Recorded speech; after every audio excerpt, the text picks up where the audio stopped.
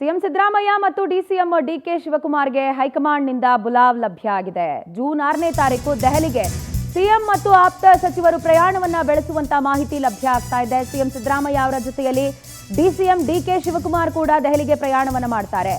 High command ನಾಯಕರ ಜೊತೆಯಲ್ಲಿ high voltage ಸಭೆ ನಡೆಯುತ್ತೆ. ರಾಹುಲ್ ಗಾಂಧಿ ಹಾಗೆ ಎಐಸಿಸಿ ಅಧ್ಯಕ್ಷ ಮಲ್ಲಿಕಾರ್ಜುನ ಖರ್ಗೆ ಹಾಗೆ ಸುರ್ಜೇವಾಲಾ ಜೊತೆಯಲ್ಲಿ ಚರ್ಚೆ ಆಗೋದು. ಹೈಕಮಾಂಡ್ ಭೇಟಿ ಯಾಕೆ ಅನ್ನುವಂತ ಪ್ರಶ್ನೆಗೆ ಉತ್ತರ ಸಂಪುಟ ಪುನಾರಚನೆಯ ಕಸರತ್ತು ಈಗಾಗಲೇ ಆರಂಭ ಆಗಿದೆ. ಎಂಎಲ್ಸಿ ನೇಮಕಾತಿ, ನಿಗಮ ಮಂಡಳಿ ಅಧ್ಯಕ್ಷರ ಆಯ್ಕೆ ಕೂಡ ಈ ಹೈ ವೋಲ್ಟೇಜ್ ಸಭೆಯಲ್ಲಿ ಚರ್ಚೆಗೆ ಬರುತ್ತೆ. ಕಳೆದ ಬಾರಿ ದೆಹಲಿಗೆ ತೆರಳಿದ್ದಂತಹ ಸಂದರ್ಭದಲ್ಲಿ ಈ ವಿಚಾರಗಳು ಪೆಂಡಿಂಗ್ ಇತ್ತು. ಉಳಿದಿದ್ದಂತ ಎಂಎಲ್ಸಿಗಳ ಆಯ್ಕೆ ಕೂಡ ಈ ಬಾರಿ ಆಗುವಂತ ಸಾಧ್ಯತೆ ಇದೆ. ಒಟ್ಟು ಈ ಬಾರಿ ಅಂತಿಮ ಪಟ್ಟಿಗೆ ಹೈಕಮಾಂಡ್ ಅಂಕಿತ ಬೀಳುವಂತ ಸಾಧ್ಯತೆಗಳಿದ್ದು 10ಕ್ಕೂ ಹೆಚ್ಚು ಸಚಿವರ ಬದಲಾವಣೆ ಕುರಿತಂತೆ ಈಗಾಗಲೇ ಚರ್ಚೆಗಳು ನಡೀತಾ ಇದೆ. ರಾಜ್ಯ ಕಾಂಗ್ರೆಸ್ ಸರ್ಕಾರಕ್ಕೆ 2 ವರ್ಷ ತುಂಬಿದೆ. ಆ ಹಿನ್ನೆಲೆಯಲ್ಲಿ ಸಾಧನಾ ಸಮಾವೇಶವನ್ನ ಕೂಡ ಮಾಡಲಾಗಿ ಸಂತಸದಲ್ಲಿದ್ದಾರೆ. ಬಟ್ ಇದರ ಜೊತೆಗೆ ಕಾಂಗ್ರೆಸ್ಸಿನ ಸಂಪುಟಕ್ಕೆ ನವ ಚೈತನ್ಯವನ್ನ ತುಂಬುವಂತಹ ನಿಟ್ಟಿನಲ್ಲಿ ಕಾಂಗ್ರೆಸ್ಸಿನ ನಾಯಕರು ಸಂಪುಟ ಪುನಾರಚನೆಯ ಕಡೆಗೆ ಒಲವನ್ನ ತೋರಿಸಲೇಬೇಕಾದಂತ ಅನಿವಾರ್ಯತೆ ಇದೆ. ಯಾಕೆಂತ ಹೇಳಿದ್ರೆ ಈಗಾಗಲೇ ಅನೇಕ ಮಾನದಂಡಗಳ ಅಡಿಯಲ್ಲಿ ಸಂಪುಟ ಪುನಾರಚನೆ ಆಗಬೇಕು ಅಂತ ಹೇಳಿ ಅನೇಕ ಆಕಾಂಕ್ಷಿಗಳು ತಮ್ಮ ಕಸರತ್ತನ್ನ ಆರಂಭ ಮಾಡಿದ್ದಾರೆ. ಇದರ ಜೊತೆಗೆ ಕಾಂಗ್ರೆಸ್ ಕೂಡ ಸಂಪುಟ ಪುನಾರಚನೆ ಮಾಡುವಂತ ಅನಿವಾರ್ಯತೆ ಉಂಟಾಗಿದೆ. ಈ ಬಗ್ಗೆ ಹೆಚ್ಚಿನ ಡೀಟೇಲ್ಸ್ ಕೊಡೋದಕ್ಕೆ ನಮ್ಮ ಪ್ರತಿನಿಧಿ ದೀಪಾ ಕುಕ್ಕುವಾಡ ನಮ್ಮೊಂದಿಗೆ ಲೈವ್ ನಲ್ಲಿ ಜಾಯಿನ್ ಆಗ್ತಾ ಇದ್ದಾರೆ. ದೀಪಾ, ಒಂದು ಕಡೆ ಸಿಎಂ ಬದಲಾವಣೆಯ ಕುರಿತಂತ ಚರ್ಚೆಗಳು ನಡೀತಾ ಇತ್ತು. ಬಟ್ ಅದರ ಜೊತೆಗೇನೆ 2 ವರ್ಷ ತುಂಬಿರುವಂತಹ ಹಿನ್ನೆಲೆಯಲ್ಲಿ ಸಂಪುಟಕ್ಕೆ ನವ ಚೈತನ್ಯ ತುಂಬುವಂತಹ ನಿಟ್ಟಿನಲ್ಲಿ ಅನೇಕ ಮಾನದಂಡಗಳ ಅಡಿಯಲ್ಲಿ ಸಂಪುಟ ಪುನಾರಚನೆ ಆಗುತ್ತೆ ಅನ್ನುವಂತಹ ಮಾತುಗಳು. ಇದೆಲ್ಲದಕ್ಕೂ ಕೂಡ ಫೈನಲ್ ಆಗಿ ಒಂದು ಡಿಸಿಷನ್ ಲಭ್ಯ ಆಗೋದು ಹೈಕಮಾಂಡ್ ನಾಯಕರ ಭೇಟಿಯ ಸಂದರ್ಭ. ಡೀಟೇಲ್ಸ್ ಕೊಡೋದಾದ್ರೆ ಪ್ರಜ್ವಲ, 2 ವರ್ಷದ ಬಳಿಕ ಸಂಪುಟ ಪುನರ್ರಚನೆ ಆಗುತ್ತೆ ಅನ್ನುವಂತಹ ನಿಟ್ಟಿನಲ್ಲಿ ಚರ್ಚೆಗಳಿತ್ತು.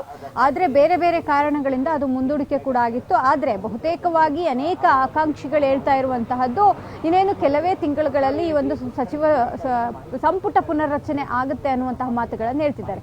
ಅದರ ಬೆನ್ನಲ್ಲೇ ಇದೀಗ ಜೂನ್ 6ಕ್ಕೆ ಸಿಎಂ ಮತ್ತೆ ಡಿಸಿಎಂ ದೆಹಲಿಗೆ ತೆರಳ್ತಾರೆ ಅನ್ನುವಂಥ ಮಾಹಿತಿ ಸಿಗ್ತಾ ಇರುವಂತಹದ್ದು.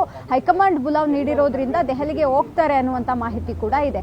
ಪ್ರಮುಖವಾಗಿ ದೆಹಲಿಗೆ ಹೋಗ್ತಾ ಇರುವಂತಹದ್ದು ಸಂಪುಟ ಪುನರ್ರಚನೆಯ ಜೊತೆಗೆ ನಿಗಮ ಮಂಡಳಿಗಳಿಗೆ ಅಧ್ಯಕ್ಷ ಸ್ಥಾನ ಏನು ಖಾಲಿ ಇತ್ತು ಅದಕ್ಕೂ ಕೂಡ ಫಿಲ್ ಮಾಡಬೇಕು ಅನ್ನುವಂತಹ ನಿಟ್ಟಿನಲ್ಲಿ ಜೊತೆಗೆ ಬೇರೆ ಬೇರೆ ವಿಚಾರಗಳನ್ನು ಕೂಡ ಚರ್ಚೆ ಮಾಡುವಂತಹ ನಿಟ್ಟಿನಲ್ಲಿ ಹೈಕಮಾಂಡ್ ಬುಲಾವನ್ನ ನೀಡಿದೆ ಸಿಎಂಗೆ ಅನ್ನುವಂತಹದ್ದು. ಸಿಎಂ ಜೊತೆಗೆ ಡಿಸಿಎಂ ಕೂಡ ಹೋಗ್ತಾರೆ ಅನ್ನುವಂತಹ ಮಾಹಿತಿಯ ಜೊತೆಗೆ ಒಂದಿಷ್ಟು ಈ ಸಚಿವ ಸಂಪುಟ ಆಕಾಂಕ್ಷಿಗಳು ಏನಿದ್ದಾರೆ ಅವರ ಒತ್ತಡವೂ ಕೂಡ ಸಿಎಂ ಮೇಲೆ ಇದೆ. ಹಾಗಾಗಿಯೇ ಎಲ್ಲವನ್ನೂ ತೆಗೆದುಕೊಂಡು ದೆಹಲಿಗೆ ತೆರಳ್ತಾರೆ ಅನ್ನುವಂಥ ಮಾಹಿತಿ ಕೂಡ ಇದೆ. ಇದಷ್ಟೇ ಅಲ್ಲದೆ ಈಗ ಆಲ್ರೆಡಿ ಒಂದಿಷ್ಟು ಜನ ಅಂದ್ರೆ ಬೇರೆ ಪಕ್ಷದಿಂದ ಕರ್ಕೊಂಡು ಬಂದಿರುವಂತಹ ಒಂದಿಷ್ಟು ಜನರು ಏನಿದ್ದಾರೆ ಅವರು ಶಾಸಕರಾಗಿದ್ದಾರೆ. ಅವರೆಲ್ಲರೂ ಕೂಡ ಸಿಎಂ ಮೇಲೆ ಒತ್ತಡ ಹಾಕ್ತಾ ಇರುವಂತಹದ್ದು. ನಮಗೂ ಕೂಡ ಸಚಿವ ಸ್ಥಾನ ಬೇಕು ಅನ್ನುವಂತಹ ನಿಟ್ಟಿನಲ್ಲಿ ಒಂದಿಷ್ಟು ಒತ್ತಡ ಹಾಕ್ತಿದ್ದಾರೆ. ಹಾಗಾಗಿನೇ ದೆಹಲಿಗೆ ಹೋಗಿ ಎಲ್ಲವನ್ನೂ ಕೂಡ ಅಲ್ಲಿ ಫೈನಲ್ ಮಾಡಿಕೊಂಡು ಬರ್ತಾರೆ ಸಿಎಂ ಅನ್ನುವಂತಹದ್ದು.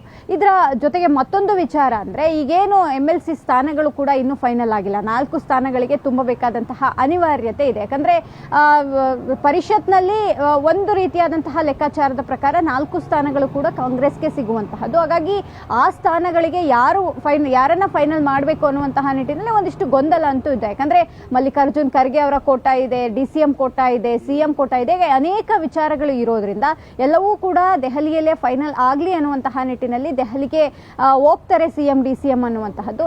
ಸದ್ಯಕ್ಕೆ ಜೂನ್ 6ರಂದು ಅವರು ದೆಹಲಿಗೆ ತೆರಳ್ತಾರೆ ಅನ್ನುವಂತಹದ್ದು ಇರೋದ್ರಿಂದ ಯಾವೆಲ್ಲ ವಿಚಾರಗಳು ಚರ್ಚೆ ಆಗುತ್ತೆ, ಸಚಿವ ಸಂಪುಟ ವಿಸ್ತರಣೆ ಅಥವಾ ಪುನರ್ರಚನೆ ವಿಚಾರದಲ್ಲಿ ಅವತ್ತೇ ಫೈನಲ್ ಆಗುತ್ತಾ ಅನ್ನುವಂತಹದ್ದು ಕೂಡ ಸದ್ಯಕ್ಕಿರುವಂತಹ ಕುತೂಹಲ. ಪ್ರಜ್ವಲ.